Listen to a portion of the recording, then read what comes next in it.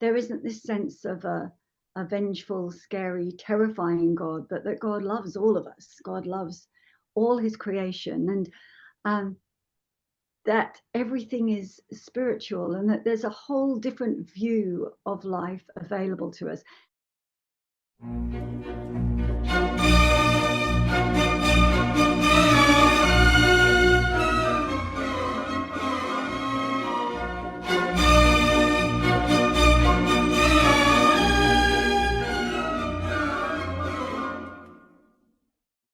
Hello and welcome to interview number 27 of Whatever.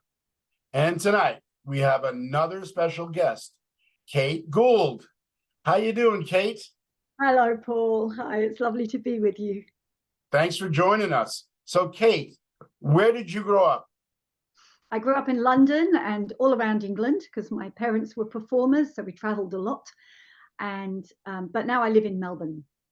So that's a pretty far distance from where you grew up, and I would imagine it's a big culture change. Not really, because my mum, she was Australian. My dad was English, and so I had connections. And we'd been quite a few times because my husband's Australian and he's a performer, and so we used to sort of jet hop from country to country. So I'd spent quite a lot of time in Australia before we settled here. That's awesome. I was pretty used to it. So, Kate, what do you do? What do? I do lots of things. I'm a bit of a jack of all trades. I started my professional life as a performer, a triple threat, a singer, dancer, and actress. And then I met my husband in a production of Showboat at the London Palladium, and then we toured and fell in love and got married, and that's a whole story. That's a lovely demonstration. And then we, as I said, we were between Australia and England quite a lot, and we traveled the world together on the cruise ships, performing in shows. And then we ended up back in Australia, and we had a large family. We have 6 children. Wow. And so I had to settle down. One of us had to settle down and be home with the kids. So I started doing some teaching, and I taught singing, dancing, acting, music theatre. But I also did some conducting and choreography and musical directing of shows. And then over the years, I started writing and composing. So I've written some books and some shows and some and a lot of songs. And the other thing that I do, apart from being a mum, is I have, since the age of 14, been either a soloist or a pianist for church services for the Christian Science Church. And since we've been in Melbourne, I think I've played it probably about 48 services a year, a lot of services. So okay. All of 48 weeks a year, I should say. Yeah, so I write the solos as well sometimes for the services. That's awesome. So I guess you've already led into my next question, but I guess you grew up in a Christian Science Sunday school? He's on and off. I had a dad who discovered Christian Science, and he really loved it. And my mum was on the fence, I'd say. And as I said, we traveled a lot. So when we were home in London, we went to Second Church, Sunday school there. So I was at Sunday school some of my time, but not all of the time. But so yeah, how did you make Christian Science your own then? I read that question and I thought, oh, that's really interesting. I was a very, very sincere student of Christian Science. I didn't mind being the only one in the Sunday school. I really loved the ideas. I did sort of wander off for about a year when I first went to uni and thought, oh, I don't need church, and I explored a little bit, but I didn't find anything very satisfying or as satisfying as church. So then I came back to it, and I eventually had class instruction. But I think the time I really, really had to make it my own was quite a bit later in life, when our family went through a very difficult, very challenging time. And despite all my sincerest prayers and all my greatest human efforts, it seemed like everything just went wrong, everything. And for a while there, I kind of lost my faith. But interestingly enough, my faith never lost me. God never lost me. And um, I'm segueing into a later question, but Okay. I'll keep going. So, The thing that I guess, is there a healing involved in how you really made Christian Science your own? yeah, yes. Well, it was I I kept going to church. I kept doing music for church, and somewhere along the line there, I had the idea that I would write a solo every week for every service. Now, we didn't use them every week, but every week for a year, I was going to write a solo. I didn't make the whole year because life started to get busy, but through those times, writing the solo every time was an inspiration. Every time was a healing of thought. Every time was a whisper from God that just kept me there, kept me there. And then life started to unfold and open up. And now, of course, I'm, right back, right back. But it was lovely. And there were healings along the way. Our family are all dancers and performers and singers. And there've always been healings of injuries or lost voices. And they've just, we've always expected that. We've always expected that. That's So, awesome. So, Kate, why are you a Christian Scientist then? Because it just makes sense to me. And I was thinking about that too. I think I really love that Mary Baker Eddy teaches us that God is love, that God is love, that there isn't this sense of a vengeful, scary, terrifying God, but that God loves all of us. God loves all his creation, and that everything is spiritual, and that there's a whole different view of life available to us. And I must say, I've experienced being trapped in the whole belief of this experience being everything and struggling with that.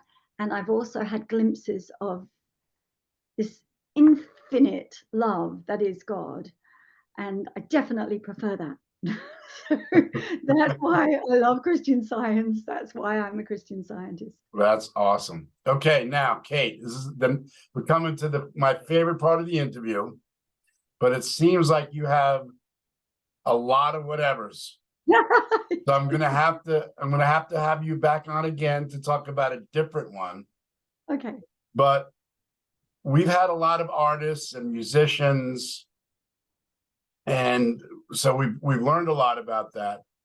But I would really like to know, especially as a mom of 6 children, how you've grown as a mom. Okay. It grows you. Through prayer.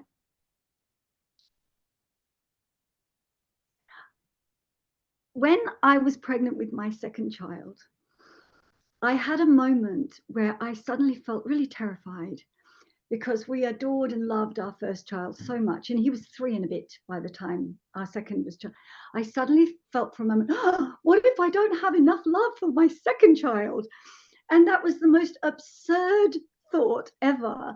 And the minute she was born, I knew that that love was infinite. And with each child, there's always enough love. There's always enough love, and love is it. And kids, they don't play by any set of rules. They bring their own rules. And as a parent, your job is just to love them, and you love them whatever they throw at you, whatever comes, whatever they're dealing with, whatever. And sometimes I think my biggest growth has been learning to let go and let God. As a parent, it's so easy. Oh my gosh, I'm such a fixer. I want to fix every problem. I want to sort it out. I want to make everything better for them. And I realized that that's not my job.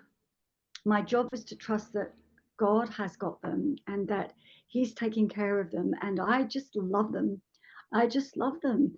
And sometimes they say things that I think, oh, that's hurtful, or they do things I think, oh, really? But I just keep knowing that they're God's ideas, and that they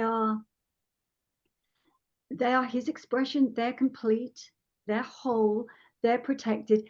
And lately, the other thing that I've started to really understand is that so are Philip and I. We are God's ideas, and we come complete and whole and provided for with everything that we need. There was part of that challenge that we passed through, was that we felt like we had to do it all. Right. We had to do it all, and we had to provide for them, and we had to sort everything out and make everything happen, and just was not going to. So now I'm every day just trying to really lean on that sustaining infinite, really lean on the presence of God. That's And know awesome. that not only I, but everyone, the whole world is one with that everlasting love and One mind. inseparable. Yeah, and one mind. Okay, so you've touched on it a little bit already, but why do you love being a mom? Oh my gosh. It's just the best thing. I think it's a very selfless love. And it makes you accept that I think every parent, probably every mom, goes in thinking, well, I'm going to be this kind of parent, I'm going to be this kind of mom, and maybe some people do achieve that. But what I've discovered is that being a mom makes you flexible and makes you realize that your life is there for other people's lives. And so you bend and you change and you adapt. I mean, we have kids coming for dinner at 5 o'clock, and then others come in at nearly 10 sometimes, and I'm catering all night, and they love things that maybe aren't my passions, but I love those things because I love my children. And it certainly taught me to expand and bend my thought and be more open to a whole variety of life, and expressions of life. And there's challenges, of course, there's challenges. And when they were younger, I never felt like I had enough time. But it's amazing looking back, we managed to do a lot of stuff and still be there for the children, whenever they needed us. So I'm grateful. I'm just grateful for every single one of them. They're amazing. So tell this, you're amazing, but can you tell us about any specific spiritual ideas that you've learned or that have grown in you through your being a mom? I think